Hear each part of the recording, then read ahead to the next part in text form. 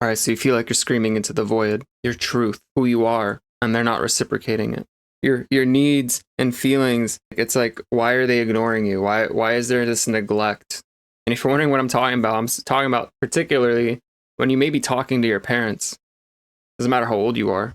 If they're stuck in a version of you, a past version of you, and you've done all this inner work and constant expansion, and they're not seeing it, it feels like you're screaming into the void. Like you're speaking your truth and they're latched on to this past version of you, and it drives you nuts because that's what's happening to me. Happened to me, and I'm currently just went through it. I just had a very intention conversation with my mom, and I'm going to share some of that. And mainly this video is going to break down the key to setting healthy boundaries. Show up vulnerably and not fear the outcome. And most importantly, release all your shame, especially around money, and why it's so important to do so with everyone in your life, and especially with your parents, because it's important for you to speak your truth, honor your voice, because that's the only way you're ever going to attract healthy relationships. Because the dynamic we grow from and learn from our parents and that relationship is what we become familiar with, and we attract familiar partners who are going to dismiss us, who are going to neglect our emotions, our needs. They're going to not even validate how we're feeling. And it's always going to be some kind of gaslit way or maybe narcissistic response on when we're expressing something to them on their behavior, that it's our fault all of a sudden. Right? We become familiar and used to it. So that's the type of relationship that seems comfortable. Let's get it. One of the biggest things about setting boundaries or relationships and connections with anyone at all is whenever you're going to express something that's vulnerable to you and yourself and maybe scary to admit, or you need a change to happen and you want to make incremental adjustment with this person and you want to invite them into this emotional sanctuary because you want a healthy relationship with them, is number one, letting go of fear of the outcome. Number one. See, like, who cares if I, do this on camera or I don't edit it out? Whatever. Whether you continue liking and watching the video or not. Fear of the outcome gone. Express your needs, because a lot of the times when we don't and we're fearing it because the outcome is, are they going to leave me? Are they going to dislike me after this? Are they going to respond in an abusive manner that we may have been used to if we had dysfunctional family growing up with abuse in it and we were abused growing up? We're going to whimper away and hide and not even tell our employers that I want a raise. Why do you keep giving me more work and I'm doing more and you're not paying me more? I actually found this card the other day because I've been cleaning out a lot of stuff, and I found this like gift card thing. Quick little side story, side quest. And it said, "Thank you so much for your participation and blah, blah, blah for this job I did. Your work was invaluable." Because when I first started this job at a bank, and wonderful employers, like the people I worked with were great. Except I found it really interesting that just when I first started, they're asking me to work overtime, 10 hours a day. And like for like a week or two. And like, we didn't really have an option. Like there was no option. I'm just like, whatever. I needed the money. And like, I was like, well, might as well jump right in and do more work and then get used to this job really quickly. Like I just had finished my like week or two of training and they jumped right into it. And this was like a client services over the phone remote kind of job. And even though I had to be like 2-3 months first working at their location. Anyway, back to the whole thing about boundaries and whatnot. This is a good point. Who I am now, and if I didn't really want to work those hours, I would say no. Like, hey, I understand that you need the help. I didn't sign up for this. I didn't expect this. And I totally get it. And this does not show my worth or my value if I only want to work the hours I committed to working, and I'm not even ready to do 10 hours a day. Like, I can express those things instead of hiding behind it and fear the outcome. What if they just let me go? Well, I highly doubt they'll do that if they need all hands on deck. And if they did, so what? Maybe I find a better job. There's plenty of like toxic jobs anyway that are not good to work at. Not that this one was very toxic. They were actually very, very good on the mental health spectrum of things. They were very caring because I had undergone some stuff in my life and had to take some time off, and they understood. Although I felt like, even taking that time off and expressing my needs, like I was like dying inside because it didn't feel normal to me. It wasn't familiar for me to not give it my all at a job. But that's a whole nother like worthiness thing for another time. Here's the thing though, especially with your parents, when you don't express your needs and you're growing and you're shifting and they only see you as this like version of you of the past, because it's a scary thing and it hurts. It's like you're evolving, but they're refusing to justify how much inner work you've done because they're not doing the inner work. They're not doing the emotional work. That's what a generational curse is. When you're the one breaking them and you're the curse breaker, when you're the star seed, when you're the one that feels the most immense amount of feelings out of anyone in your family, the black sheep even. There's no dark cloud. It's just what's been passed on through generations of how to deal with emotions and feelings. And my mom has this like idea of success is only determined by money. And when I was like, 19, 20, 21, I had a job, had a girlfriend, had everything. And I was like, I had a drinking problem. Not like I would be drinking all the time. It was more of like when I drank, I would get really sad and really emotional. And like I would want to pick dramatic, emotional fights with people because I had so many emotions stored up that I could never express. I didn't know how to express them. Nobody taught me how to express or share my feelings. And I told this to my mom a lot of times. And during that time, she actually went to go seek like help from like a mental institute. And like, they were like, well, he has to come and check himself in. And it's like, but she never thought to ask me, hey, are you okay? Why are you feeling this way? And I pointed this out to her like not too long ago. I was like, you never came to me and like asked me, why am I feeling this way? What's wrong? What's going on? If somebody would have just done that in my family and I felt heard and seen of my feelings, because I was abused by my dad growing up. I watched him hit my mom. There was like one time where he was like beating her with a belt and my mom was screaming, call the police. And I grabbed the phone. I was like 7 years old. I started like dialing 911 and my dad looked at me. He's like, Betsy, if you do that, you're next. And I was like scared. I was so scared. So I put the phone away and I don't even remember. I kind of blacked out after that. Right. And like I couldn't even get the help I needed growing up because like my dad told me and threatened me that if I ever went to the police for all the stuff he's been doing, that he would break every single bone in my body. And that, scared me. And on top of that, like I did go to a counselor in like high school or something like that. And I asked them, I had to be very careful because like I had trauma and I knew it. And like I was sad and I was feeling really depressed for a long time. And I was very suicidal for a long time in my life. I was like, I want this pain and suffering to end that my dad has been putting me through for so long. And when I went to the counselor, I asked him like, hey, what if I tell you I'm getting abused and like this stuff is happening? And he's like, well, we have to like report it and blah, blah, blah. And I'm like, oh, okay. Yeah, it was more of like a question. Like, and I lied and then I left like, and I never saw that person again. So I couldn't get the help I needed for so long. Right. And that's part of like why I'm on this like transformation journey and I'm sharing with everyone. That's why I make this content, is because like I've become more the outcome of through that pain, through that suffering. And I chose to choose light every single time, no matter how hard it got. And today I found myself in a very difficult conversation with my mom because, she's worked her whole life for the most part. And she recognizes success with material items and whatnot. And that's kind of was the point I was trying to make, is like I had all that, right? Emphasis on had, because I decided to let it all go. I was 18, 19 years old, working at a big fitness industry, and I had VPs telling me, you can be next in line. And so I had a fear that I didn't have a high school diploma at the time, so I left that job to finish my high school diploma, go towards a business associates, which then I left later, and then went back to school to become a nurse while getting dual credits for my high school diploma, and then finally got my high school diploma. Yeah, this is going to be an interesting long video. Welcome aboard. I'm just kind of break it down. She asked me like, how could something be wrong with you?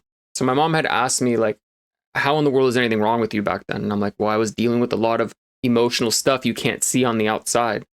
Like all these pictures people are taking while their relationships are shit. Like my mom was one of them, taking all these happy ass pictures while she's getting abused by my dad. Like you don't ever know what's happening in people's lives. And I'm here to express this vulnerably, what I've been through. And part of today had to go in this very deep, vulnerable conversation with my mom, where I feel like she's been very dismissive of me my whole life. She hasn't been there, like, and especially when I mentioned she just went to a mental institute and asking what she could do for me. She did try to help in her own way, but that was the best of her ability, not what I really needed. And she didn't know. So I can't hold that over her. Like, that's where the forgiveness lies. Like, that's the best version of her. And today, I'm going to pull out my phone for this and kind of break this down so I can make this quicker. Because I'm still kind of, this is really fresh. This conversation just ended not that long ago, and I don't want to make a long video. So I called her and I told her, hey, you know, she mentioned she was going to be here for a few days while her boyfriend goes on vacation. And I'm like, all right, that's cool. And next weekend, and next weekend is when it's happening. And I was like, great, can I talk to you for like an hour about how I feel and like some of the stuff that I've experienced with you and like your behavior? And she's like, no, I don't want to do that. I don't want to sit with you. I don't have the energy. I don't want to be in stress when I come there and visit. Like, you're a drama. And I'm like, so basically what you're telling me is like I'm overly sensitive and I have feelings, and me expressing to them is drama. Like, how else are we ever going to grow and connect in a healthy relationship, right? And from there, I'm already triggered, like feeling the triggering now. And it's really sad because it's like my whole life, it feels like I've been screaming into this void to her. And because she doesn't hear me or listens to me, you'll find out why in just a second, even how deep it really goes. And like, I have to end up like raising my voice and like getting like, hey, you know, you're not getting me. It's like almost like I'm yelling. But that's like the only way to stop her from talking over me, and it's like, you know, I've caught myself a lot, especially in the conversation I just had with her. I would, you know, catch myself and go back. And it's like, I know this is a thing. And it's like a week or two ago, this like really triggered when she dismissed me like 3 times in a call that should have not lasted that long. And she was not answering the questions I wanted her to answer. And like, she was just giving me like 50 different answers, things I didn't even ask, when it's just one simple question I'm asking. And it's like, I don't know if she's like ADD or ADHD, whatever it is. Right. Either way though, here's what happened. So I told her like, hey, I want to meet with you. I want to talk about these things. And she's like, no, I don't want to do that. And I'm like, okay, well, this is like part of the thing. Like she's like, you can talk to me over the phone. I'm free right now and I'm available. And I'm like, I don't want to. Like, I'm starting to sacrifice my own self because I realize like, F it, maybe this is the best time. She's like, I don't want to be there and possibly have this drama with you. So I'm just like, all right, we'll have it now. I'm not ready. I didn't get good sleep. I have no energy. I already know this is already a bad situation, except I'm prepared. I have my notes. I already thought it out. Like, why not? Except I'm triggered now because she's already dismissing me, doesn't want to make time for me.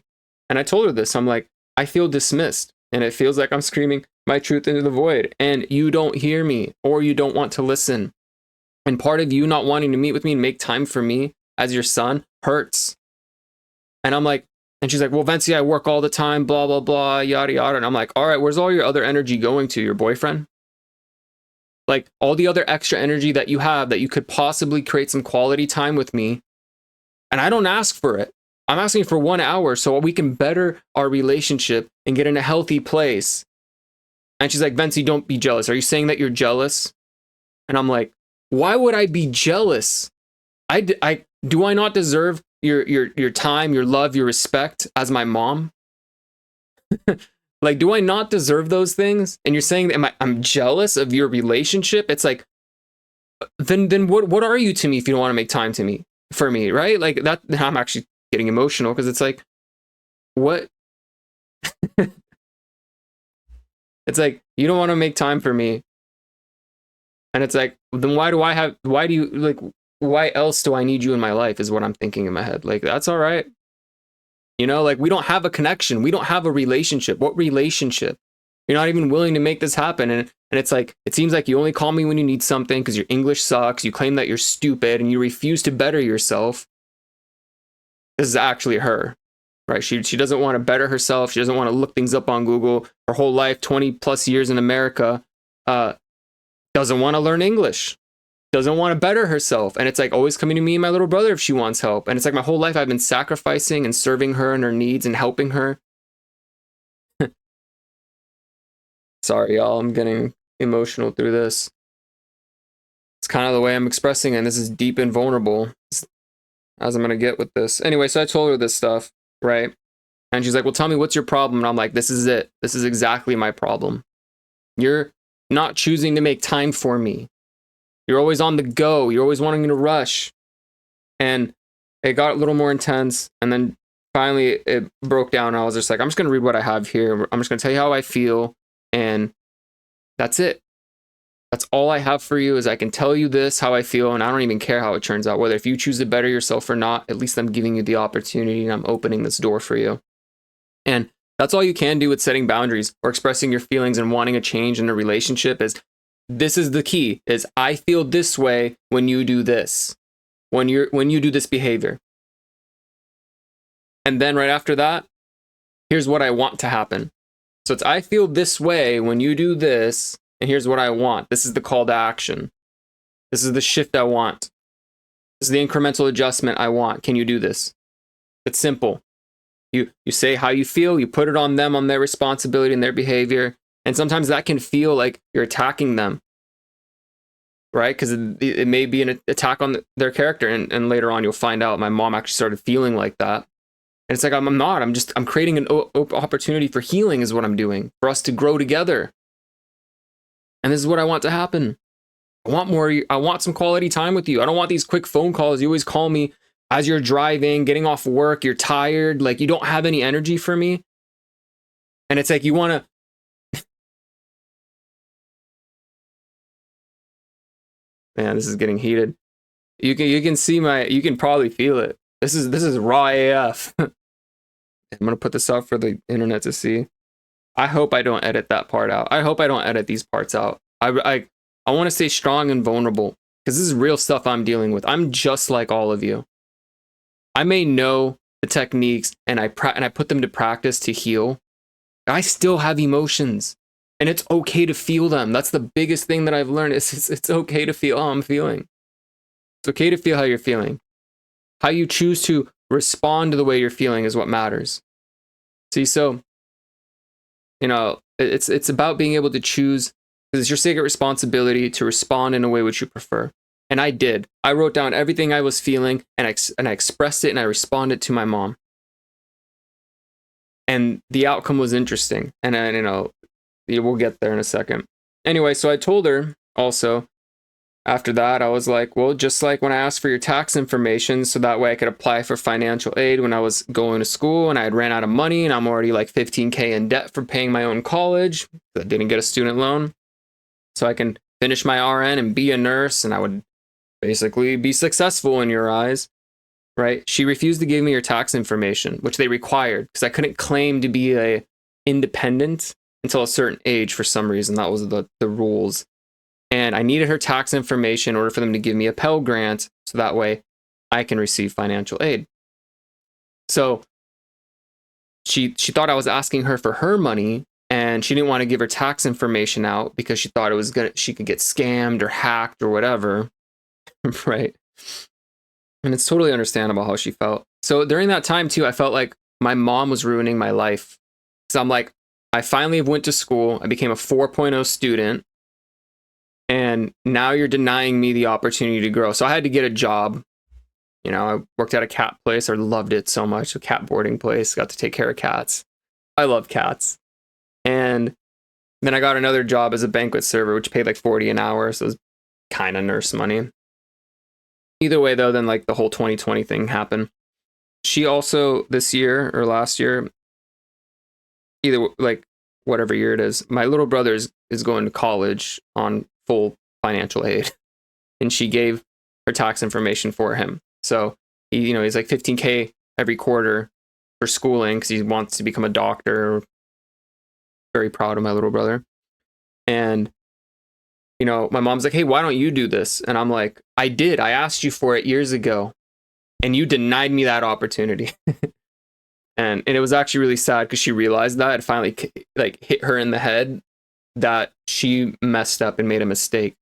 And because she didn't listen to me what I was telling her, because she dismissed what I was telling her, like, hey, this is the government thing, this is where your tax information goes so I can finish schooling. She refused to listen to me and bought into the story in her own head that I'm asking for her money and that she's afraid of getting hacked.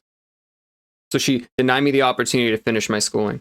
And she realized recently how she could not let go of that mistake. And she called me like upset, like kind of, or she sent me a huge text. And I called her and she's like, I'll never forgive myself for that I basically kind of ruined your life or whatever. I mean, no, everything does happen for a reason. And even though that happened, I still chose light. I still chose to, I wouldn't be here making this video right now, probably in this vulnerable way, like not fearing the outcome. Right. So I had to break that down to her. It's like, see how you dismiss things and you don't listen and how it leads to these issues. And then I told her, I feel you're very stubborn sometimes and you associate me with trying to be evil or doing something bad to trick you because my dad scammed her while they were together, when they were still married. He was siphoning money and buying land in Bulgaria and then put it under his dad's name. So when they divorced, she couldn't claim any of it. My dad was telling me he was doing this, and I was like, fuck, freaking 8 years old, 9 years old. He's been doing it for years. Now that land's worth a lot of money. And my mom was the breadwinner, by the way, y'all. She was making all the money. That's wild. And then, I don't know, she just got conned by him, right? So she associates me with that kind of like energy because like I'm in a place of need. I'm living in her condo. And I've released a lot of my shame around money, and it's why I can show up this vulnerably. And before I couldn't, because I know there's other people struggling with the same exact thing. There's so many people struggling. And no, I can't be the only one. I've had money, and I've also put myself in a situation that I'm choosing to go down this route and not work a normal 9-to-5 job. So, and instead create a new pathway for my own fulfillment and a conscious business. And I'm doing my best to show up to the best of my ability. Like, my videos may not be the best all the time. I am showing up at the best of my ability. And it's so much liberating and so much more freeing to show up this way. Like, you know what that's like? To just be able to be so free and just not even care, like, of other people's opinions, because you know you're showing up the best you can. I highly recommend it. Anyway, so I told her that. And then I told her, like, I've always been the one to look out for you. I've always been the one helping you. I literally gave up 2 classes that I paid for to help you with with the protection order she had to file against my dad, because after they divorced, my mom went to go drop off my little brother's computer to my dad's place where my little brother was staying. And he asked about her new boyfriend. He got jealous, put his hands on her, and like gave her like a huge like mark because he like pushed her or something. And I was like, that's it. I'm calling the police. Like, I've had it.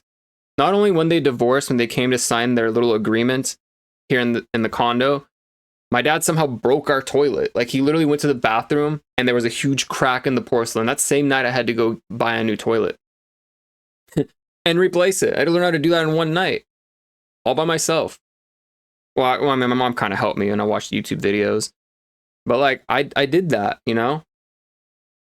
And like, so anyway, I gave up the 2 classes because during that time I had 2 exams coming up, and I was like, it's either I study for all this or I start filing all this stuff, all this replies to testimonies and creating all this stuff to submit to the court. I'm like, it's either that or I fail my exams or pass my exams, right? And then I'm like, all right, you know what? I'll do my best. I'll do this. I'll focus on this. Stayed up to like 6 a.m. Had no time. Had like 1 day to study or 2, and then had exams. And these exams were like, if I fail these or it goes bad, like these classes are doomed. I'm not getting a 4.0. And that's exactly what happened. I gave up that. I sacrificed myself. And then through that, she hired an attorney, paid $5,000, didn't like her work. In less than 2 days, dismissed that attorney, and she had to keep the $5,000. Even though the attorney did nothing, which is wild to me. And then my mom, and then during in the midst of this protection order stuff, we find out that the parenting plan is not 50-50. Somehow my dad had, like, I don't know what he did or what happened during their divorce mediations. The mediator somehow put it in words that my dad has 100% custody of my little brother. And what that means is essentially we can see my little brother on given holidays. And Mother's Day, it said you can't, that my little brother can't be with my mom, that my mom will get him on Father's Day and my dad will get him on Mother's Day, because apparently Mother's Days are the days off. How is she going to have a day off when it's 100% my dad and it's his choice? Like, we didn't realize it in the beginning. We just thought it was 50-50. And then in the agreement, it actually states, if my little brother, if my dad says my little brother can go to my mom's, then he can go. So he has to allow it to happen. Otherwise, all other remaining time besides holidays and stuff, the way it's split, it's like split between the years. It's all the remaining time goes to my dad. My little brother is to be with my dad all the rest of the time, besides the agreed upon holidays and how they alternate throughout the years. So we figured that out, and my dad started withholding my little brother from us. It was like 3 months, or like 2-3 months, I couldn't see my little brother. And this is during the time he's like literally hitting puberty and like, you know, chemically changing and evolving. And it's like, just like when me and my little brother like started bonding a little bit more, he takes that away. And my little brother like changed, you know, he's like playing games, becoming like a teenager. Burp. And it really hurt me because it's like during that time, like I missed out on so much. And my little brother, like when I finally saw him, he was like he was a different kid. I mean, I go emotional here because it was a really tough time for me back then. Oh man, I did not expect this video to go like this, but anyway, so I gave that up. I'm always putting myself in front of her, and then like she had to also see another attorney for the parenting plan, and it was like 3 months into their divorce or 4 months, whatever. And start to say a lot when I get emotional. She went to go see another attorney so the parenting plan could try to be resolved, and found out the attorney told her it's going to cost another $20,000 to maybe get this amended, because it's already a legally binding contract. The time has already went out the window. And I'm like, you know, and I heard that, I'm like, this is so messed up. This is like 4 more years. Where my narcissistic dad at the time, I don't know how he is now, me and him have been trying to like reconnect a little bit, kind of break all this stuff down. Like I know he's a lot better coming from my little brother and what he's saying. He's changed a lot. And I did see him recently right before my grandma passed away, because my grandma wanted to see him, so I made that happen. And he seems like he's in a whole new energy. And I'm all about forgiveness and growth and opportunity. And I understood that was the best way he knew how to love back then. It's like, it's not really his fault. You know, he had struggled with his parents, his generational curses stuff. It's just how he turned out. So I'm not like against him or anything. Just putting that out there. Like, I don't have any anger or any of this stuff. Like, I'm not holding on to that anymore. I've released that. And I'm sure me and him will have a lot of boundary setting conversations once maybe we reconnect. I've been putting it off because it's like I just really haven't felt ready as I've been doing this healing journey. Anyway, so back to this freaking move the mic a little bit. Back to this parenting plan thing. So the parenting plan was a maybe, and it would cost at least $20,000 to get this attorney to get started on it. And my mom told me, why don't you help me with the parenting plan and somehow make it into this protection order thing, and maybe we can make a deal. She's like, I'd rather give you the money than somebody else who gives me a maybe. And I'm thinking, well, if I continue doing this and I sacrifice my classes fully, or at least show up and do my best, you know, I'm like, well, at least she'll give me money. And she said she'll pay off my car. And I'm like, all right, Mom, sounds like a deal. Let's do this thing, right? So I went to work even deeper. And then I was lucky one of my friend's moms is like a paralegal, and she helped us a lot during this time. And she even mentioned to us, she's like, if your focus is to maybe strike a deal and get the parenting plan fixed, I wouldn't put your hopes on that while you're getting this protection order. Because, you know, we would hope that the protection order would be enough to show he's not fit to be a dad and he shouldn't have custody of my little brother. That was the focus. Either way, though, things went down. It was like a day or two before the actual court hearing dates, and I've already put in all this work that literally had to stay up another night writing like freaking. It was like 22 pages of testimonies. So my dad got all these like things that he was saying that I had to counter and like release, like, and then give this to the paralegal so she could make it nice and file it for the court and whatnot. And which I'm really super grateful for you. If you ever watch this video. And this is like really tough for me, and I want to be over with this, except I think it's important for me to show you the what I've experienced in my life and why I feel the way I feel and why I express these things to my mom. Why it was so important for me to set this emotional boundary for me wanting her to better her communication with me. So anyway, came down to it. We made an agreement, fixed the parenting plan, and we created a mutual agreement that my dad will no longer hurt my mom or come anywhere close, because he was also being harassing, and he would stop by here and do weird things. So, it made a mutual thing, and I got it fixed. And another thing is too, my mom, because she didn't end up paying for most of my car. It was like, I think like a little half of it, a little more than half, during the 2020 time when like I didn't have a job anymore. I didn't have anything. She kind of had to. And it was kind of weird though. She waited, at a year later, then it happened. And she claims that car is hers, which is wild to me. It's like, you literally made me a deal, an agreement that you will pay my car if I do this for you. And of course, in the back of my mind, I knew it wasn't going to be true. I knew she was going to lie to me. And she's held it over my head that she thinks that my car is hers. And while I was going to school, I was finishing up my payments on it. I was still giving money onto that car. And what's wild is like she basically lied to me about that. Right, so that was another thing I mentioned to her, is how much I've sacrificed, and then her lies and manipulations that aren't healthy. Right, like, I feel this way when you do this. I feel dismissed. It feels like I'm screaming into the void. I feel like you're not hearing me. You're not listening to me. And then she still has the audacity to ask me, what's my problem with her? It's like, that's my problem. Like, I literally just told you, and you're still asking me what my problem is. So it's like my whole life I've sacrificed, and I'm trying to bring this to light to her so she can understand it. So now you can kind of see like how much I've put in. I've always been there for her. I've always put in my best effort. I've never tried to scam her or do anything horrible to her. Yeah, I raise my voice sometimes because I can't handle it when she dismisses me. I don't know any other way to communicate with her.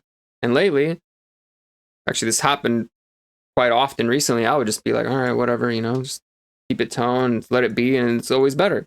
Except now that I felt the pain of the other day when I was talking to her over the phone and she dismissed me 3 times, I lost it. I mean, I like lose it. I was like, man, I hate talking to you sometimes, blah, blah, blah. Yeah, I brought out the H word. Like, I didn't want to say that, but I reacted. Like, I had reached my emotional limit, and that's something I discovered. Like, I have a whole new limit now through all this inner work and all this healing. And then another thing I mentioned to her is I feel you don't validate what I express to you, and you just give me some excuse on why you do something, and it's my fault. Like, she's always, and like why she acts a certain way. And it's like, it's always my fault and whatnot. And like one of the biggest things that happened, like last week, she stopped by, and it's like, she has this like neurotic cleaning thing. Even my little brother agrees to this. He's like, no matter if she ever stops by and there's no even mess at all, she'll find a mess. She'll create it and complain. Like, I don't know what her deal is and about it, but it's like, there was like, I clean the toilet like once a weekish or so, or when it starts to get a little iffy. This is probably a weekend I haven't cleaned the toilet, and she goes there to use the bathroom. There's just like a little like yellow spot or something.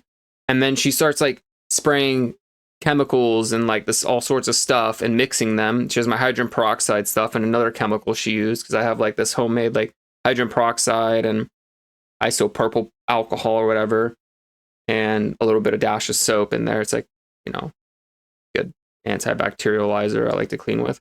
You know, if you mix those two things, hydrogen peroxide and alcohol stuff with like bleach, and she loves bleach. She likes to use it a lot. Even though I had a conversation with her, like, you cannot be mixing these things or you'll make some poisonous things that may not be very good for us. And, you know, and she does this, and I go in the bathroom and I smell it and I'm like, oh my gosh, like, what did you spray? I know you sprayed this, but did you mix anything? Because I had anxiety, I had fear. Like, I'm like, what else did you put in there? She's like, oh, I used that and your stuff. And I'm like, wait, what? And I started having anxiety and fear because I can smell the one that she used. I didn't know what was in it. I didn't know what the ingredients were. And she mixed mine in there. And then I'm thinking, and I'm like, why would you do that? Like, and I'm thinking at the same time, like, I don't know what's, you know, anxiety and fear and like, what's going to happen? Are we going to like die here or something? Right. And I called her out on it. She got like really defensive on it. And she's like, well, if you clean the toilet, it wouldn't be a problem. And I'm like, yeah, but that you're dismissing what I'm pointing out to you is like, you're doing this thing that gives me like, I didn't even get to finish and say anxiety. She started freaking out on me. And it's like, there's just another thing. It's like, I'm just trying to bring something up to her attention that's like not a healthy thing to do. And it's my fault for not cleaning the toilet. It's like, no, you're literally choosing to mix two chemicals together, which we've had a conversation about before in the past. And you're still not understanding that you may accidentally kill us one day. And she goes, yeah, well, your whole life I haven't killed you yet. So I think you're okay, right? And I'm like, yeah, but it just takes that one time. You actually mix and make some like chloroform or whatever, or, you know, chloride or something like that.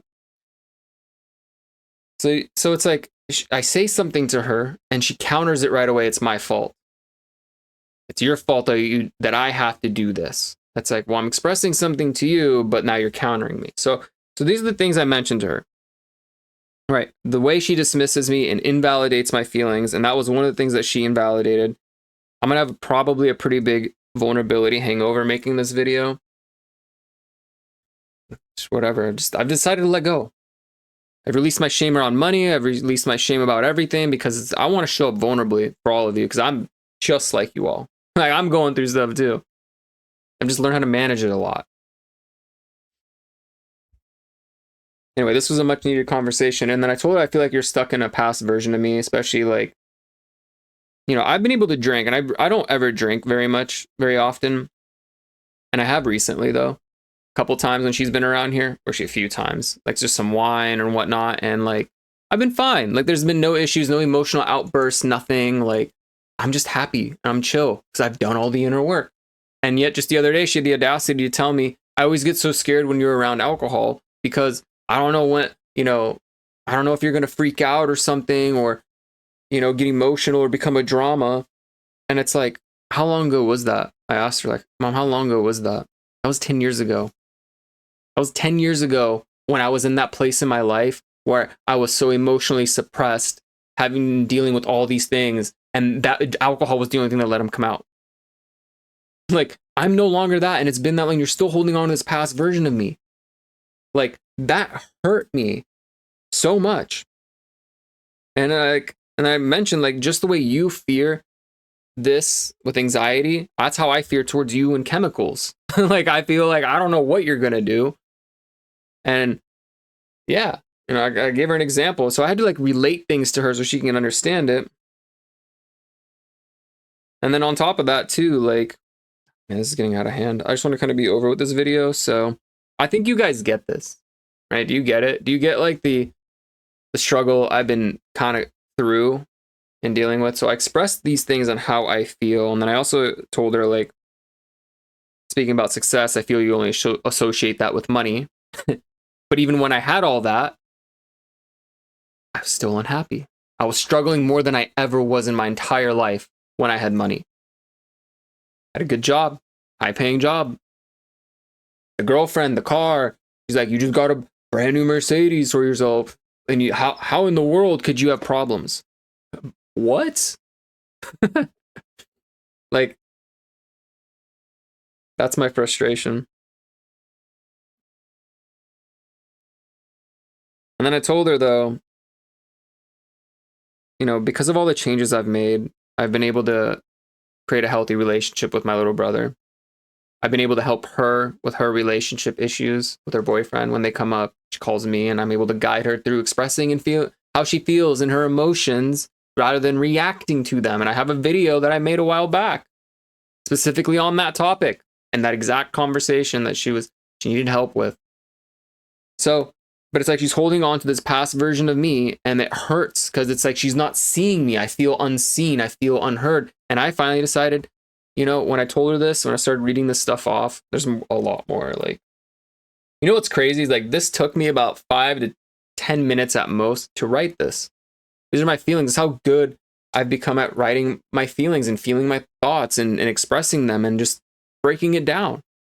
Before I couldn't do that. It would take me months and months to even say something because I was afraid. Anyway, so what was the outcome of all this? Holy crap. I need a drink. I need a drink right now. I'm a little stressed out after all that. It's going to be my longest video yet. I don't care. For those that it reaches, and if you enjoyed it, like, let's get it. And I'm not going to have fun editing a 42 plus long video. I'll tell you that much right now. Just sit here and watch my own video for that long. It's alright, it's alright. Let's get a little sparkly waters to calm our nerves.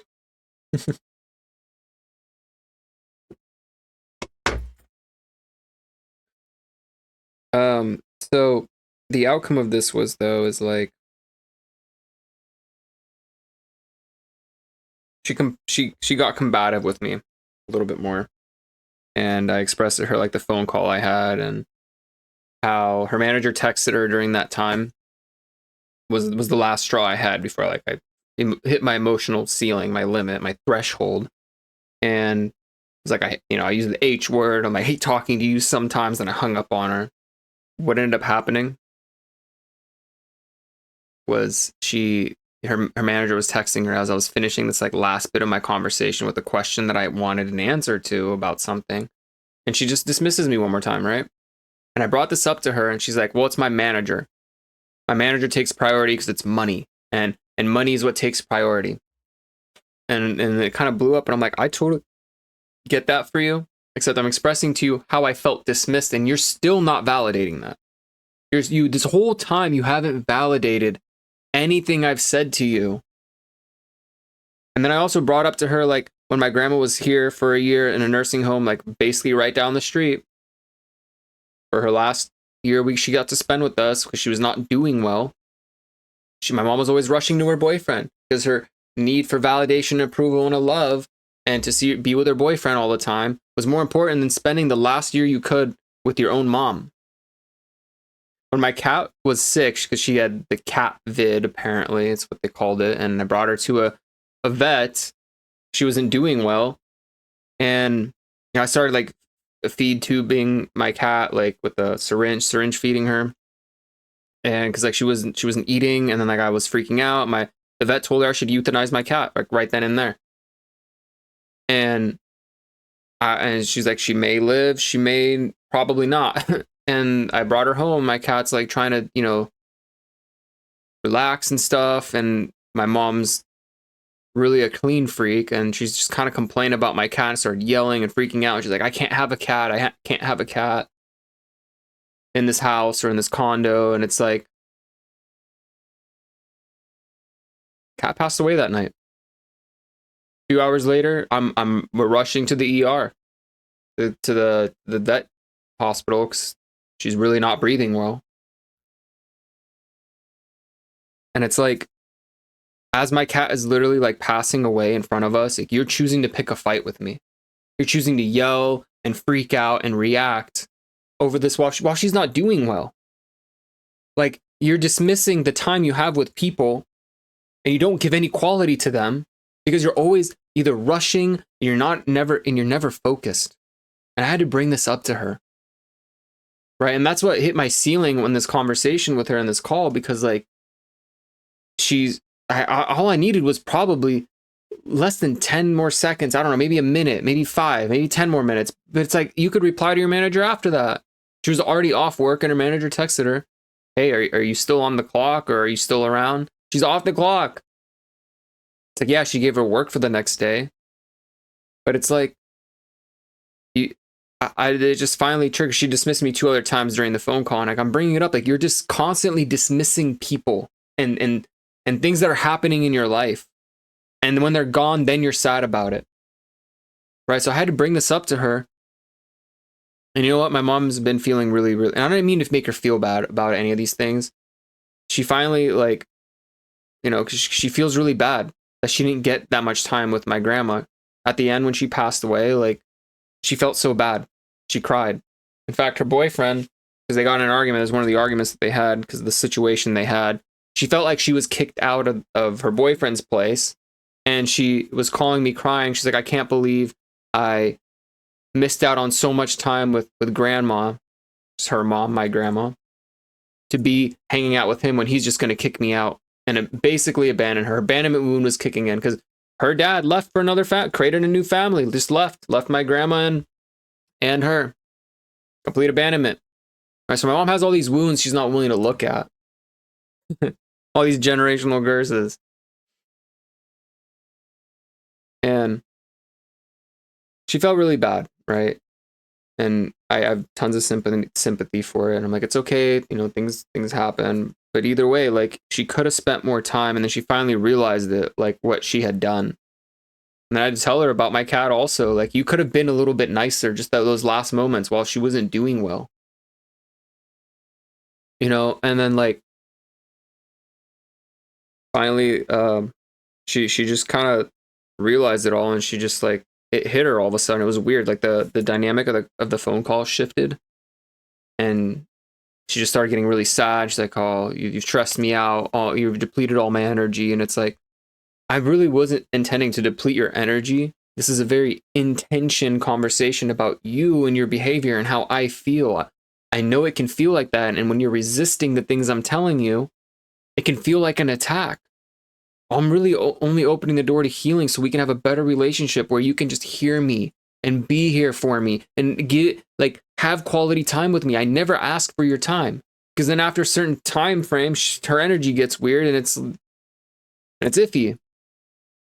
She just stops paying attention. Things get like, it's no longer fun. And it's like, I know I only have a certain amount of time with her. And that's why I wanted to meet with her in person when she comes next weekend. I wanted to meet with her in person and have these conversations with her face to face. And she didn't even want to give me that. So we had to do it over the phone. And then she starts crying.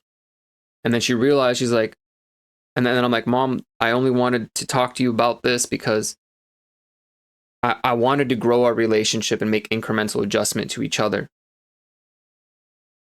And I even said, thank you for the time you did give me during this phone call. I love you.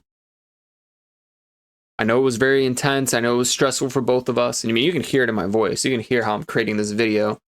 This is raw AF. Made it this far. I appreciate you. True fan. No, I'm just kidding. I hope you're a fan. That'd be nice. And, you know, so I told her this, and then she's just like, how can you love a bad person? She's like, I'm bad. And then she started crying, and like just all this other stuff started coming out that she hasn't expressed about like her job and her like situation and some of the dynamic there. And then she basically mentioned like all her life she's just worked and there's no happiness. And I'm just like, well, aren't you happy with your boyfriend at least? Like, don't you see those things? Like, aren't you? And like, she's kind of in a stuck situation while they have to like take care of his dad, who's like really old. And she just wants to be in a nice house with her boyfriend. Instead, they're living and catering to his dad, her boyfriend's dad. And that's totally understandable, right? Her boyfriend's dad doesn't want to go to a nursing home, doesn't want to do a lot of things, which is understandable, right? But it's like, it seems like you're at least happy all the time, rushing to him and spending all your time with him, and all the time the recalls you're excited and happy. It's like this freaking, what's it called? It's like the honeymoon phase never ended, which is great. I'm happy for her. I genuinely am happy for her in this relationship. Yeah, she started crying and feeling bad, and then I'm like, oh my gosh, I feel bad now. Like, that was kind of the outcome, right? Sometimes you don't know how these boundary settings or expressing and feelings is going to turn out. This is not how I wanted it to go. I thought maybe I could like just talk to her and she would just realize like and validate me. Be like, oh yeah, I see how what I've been doing is making you feel. I see it now. You know, I thought I would get that. That's not what happened. I didn't get that. Instead, it was a fight and like a constant battle with her every single time to have her realize what I'm trying to express to her. And then I told her, this is the last time I'm ever doing this. I'm giving you the opportunity. I'm sharing this with you. And if you want to change or not, that's up to you. I'm letting it go. Because that was the biggest thing I had to step into was shifting this of me. Speaking my voice and being honest regardless of the outcome. And then at the end, you know, we kind of reached this place where she kind of realized she's a bad person, but that wasn't my intention. My intention wasn't for her to realize she's a bad person. I told you, I don't think you're a bad person. I just feel like you're not choosing to better yourself. I feel like you're not choosing to hear me. You're always on the rush and you're not putting attention where it's important. And I had to bring up Grandma and Xena passing, which is my beloved feline cat. And I had to bring that up to you to show you how you don't appreciate quality time and you just dismiss people. And my grandma complained almost every single time because I would be the one to go visit her and bring her food and stuff, and she would complain all the time how she's only stopping by for a little bit and then just leaving and rushing to her boyfriend. My grandma was really, really upset with that. So, you know, it's like until I brought those things up, then it kind of hits her. But it's like, my intention was for her to realize this. And I felt like she wasn't validating what I was bringing up to her. I felt like it didn't matter. It didn't matter what I said about my feelings. She wasn't validating them. Sometimes setting this stuff doesn't turn out the way you think it does. Now, because I struggled so much with this and like processing this afterwards, I had to ask ChatGPT like some of this stuff. And I'm gonna read this off. At this point, you made it this far, you're gonna realize some stuff. And I communicated, I expressed my feelings, did the best I could, and I told ChatGPT this. So I was like, so at first I had told her, hey, I want to meet with you and have this conversation in person for an hour. And she's like, I don't want to give you an hour of my time because I don't want to be stressed out and be in drama, right? So I already said all this stuff. I'm just letting you know how it started. Anyways, this is what ChatGPT says. It sounds like you approach the conversation with a lot of clarity, expressing your needs to be heard and acknowledged. It's tough to have someone, especially a parent, minimize the importance of your feelings or reduce them to drama or sensitivity. You explained it well, how dismissing your request for conversation felt like dismissing you and your emotions. When you laid out that it's the avoidance of lack of openness, your perspective that leaves you feeling unseen, it's disappointing she couldn't recognize that. Dismissing your concern like that, especially when you were clear about what you needed, and is understandably frustrating. It can feel invalidating and confusing when someone keeps shifting away from what's really bothering you. It's like she missed that what you were seeking is connection and understanding, not conflict. And that was what I was seeking. I was seeking connection, understanding. I wasn't trying to create conflict. Setting boundaries doesn't have to be creating and making conflict. It may get intense. And here's the biggest thing about setting boundaries. Here's the biggest thing about setting boundaries. You cannot fear the outcome. And sometimes that outcome is not what you wanted. Sometimes it ends a relationship. Sometimes it betters a relationship. Sometimes you both end up crying.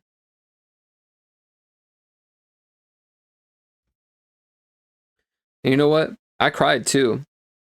I cried during this me expressing my feelings. I started bawling my eyes out when I brought up the nursing thing. Because it really hurt. Like it felt like she ruined my life back then, right? Anyway, so let me just kind of keep going through here real fast. Right, so I explained more stuff to ChatGPT. Basically, everything I've told you, I've told to ChatGPT. And then I brought it up again, or I brought some more stuff to. Anyway, so here's the next response. It sounds like you laid everything out so thoughtfully, trying to create a path for open dialogue, honesty, and mutual understanding.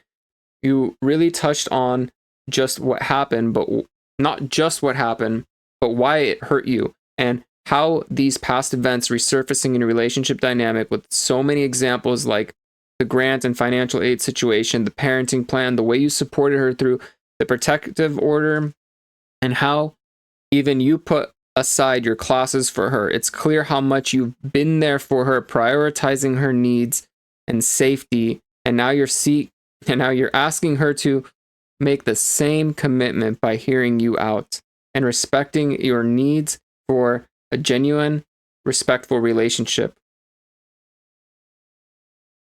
When you started to cry and question how you could love a bad person, it seems like that's when things got tricky. You're not saying she's a bad person. You're trying to address specific behaviors that have caused pain. It's as if she's interpreting it all as an attack rather than understanding.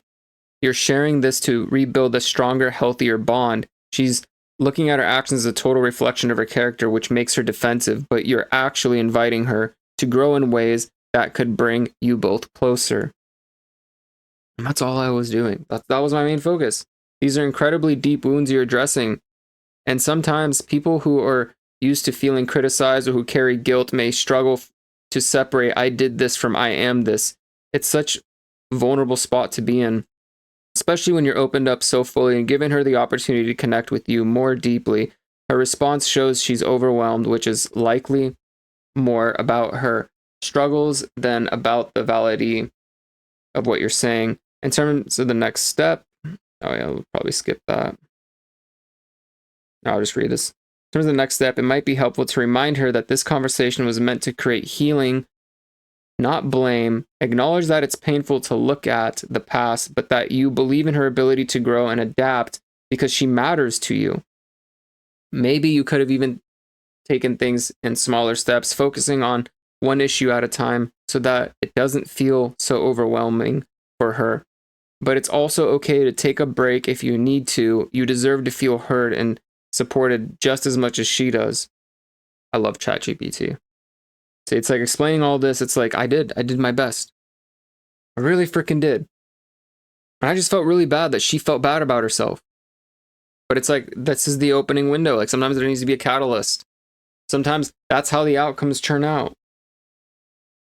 You're putting so much care and courage into sharing your truth with her in hopes that it might spark a change in your relationship. You're giving her this chance to see the depth of what you've been carrying, not only the pain of feeling dismissed in the moment, like during the manager text incident, but also the weight of past traumas and how they've shaped your life. And her response, that focus on money and dismissing your mental health struggles because on the surface you had everything, that cuts deep. It's like she's unable or unwilling to look beyond her own perspective to see what's really important to you.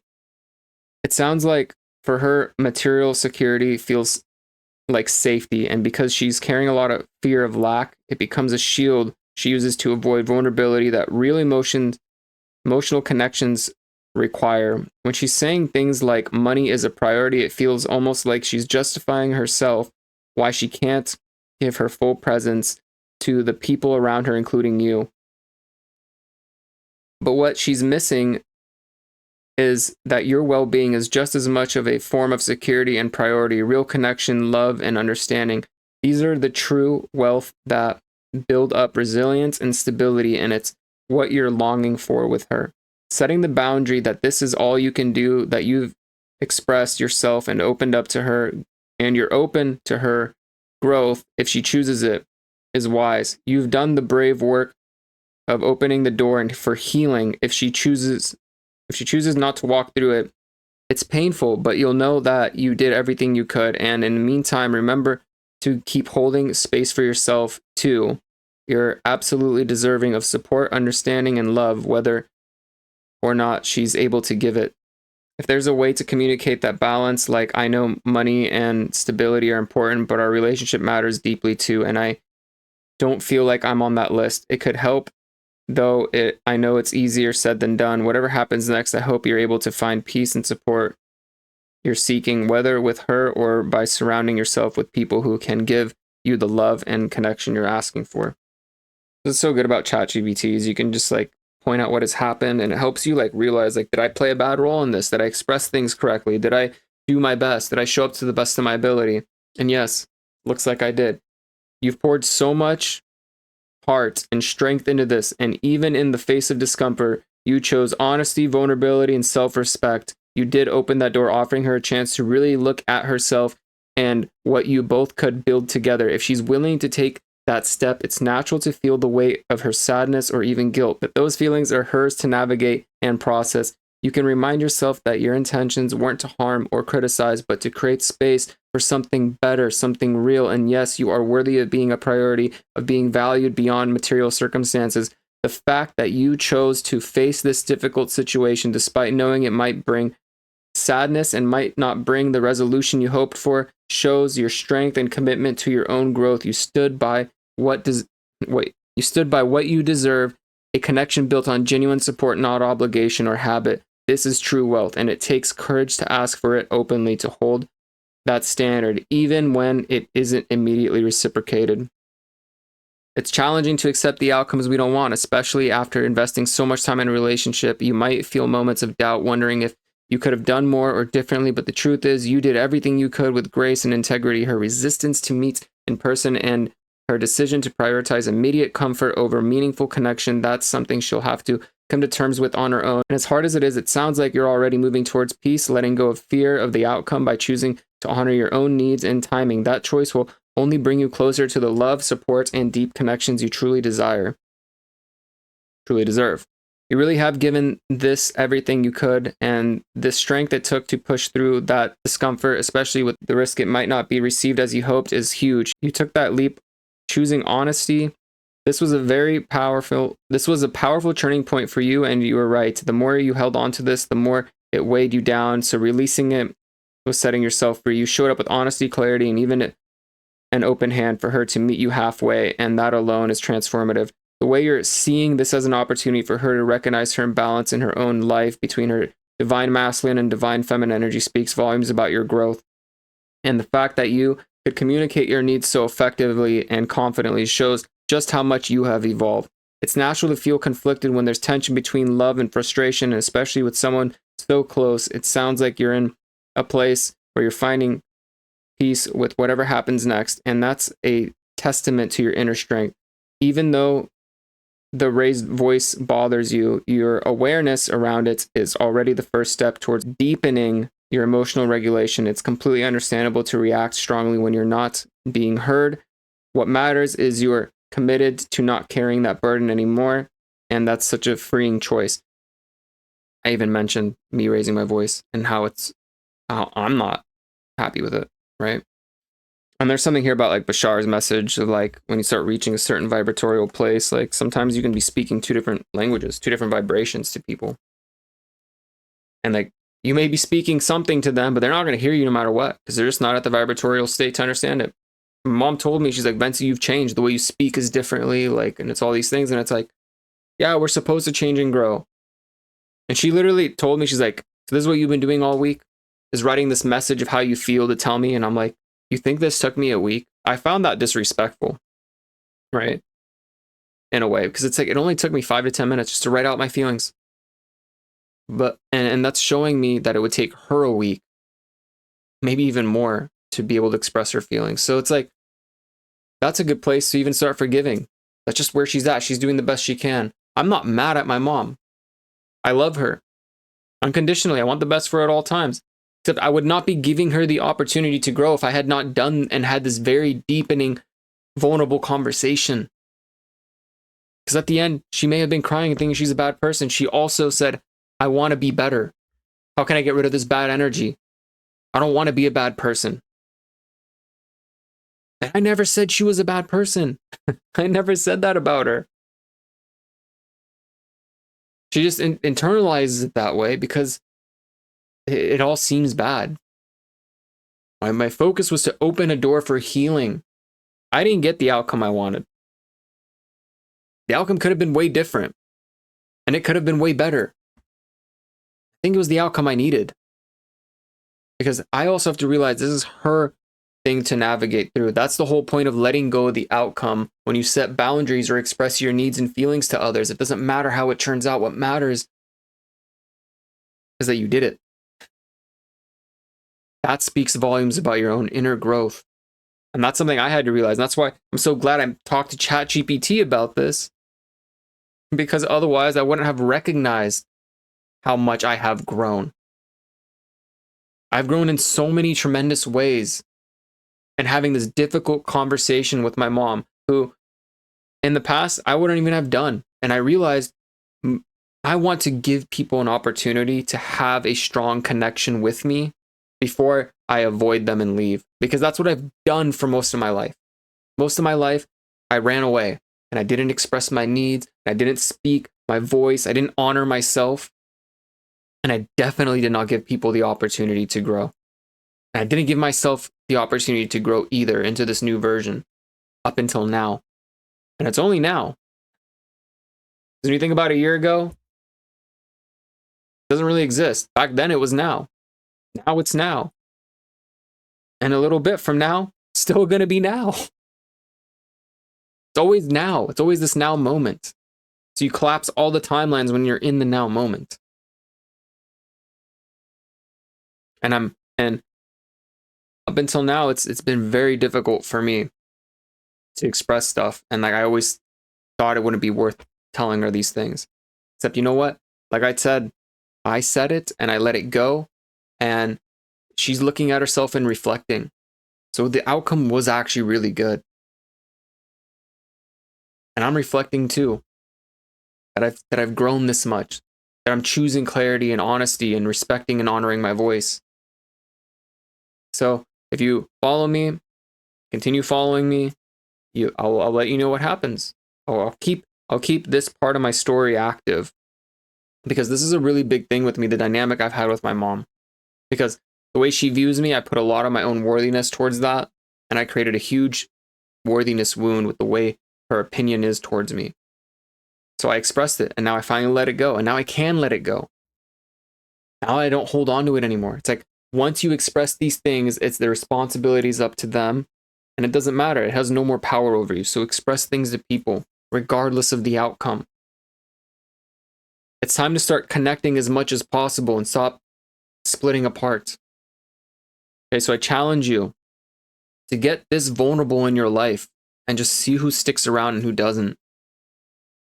Because I know I'd rather have people love me for the real me than this fake version of me. And this was the most vulnerable video I've ever made. I hope I really just post it like this. And if you watched this far, thank you. Thank you for hearing my story. In a weird way, it means a lot. It's kind of the only real way I connect to the outside world as much, since I don't go out as much and party, and I'd hardly see anyone. I'm just so focused on doing this work, creating music, and really being happy and living in alignment. So, have an alchemizing day. Let me know in the comments below if I can assist you, or if you have any questions, or if you have any ideas of any videos I can make. All right. Namaste.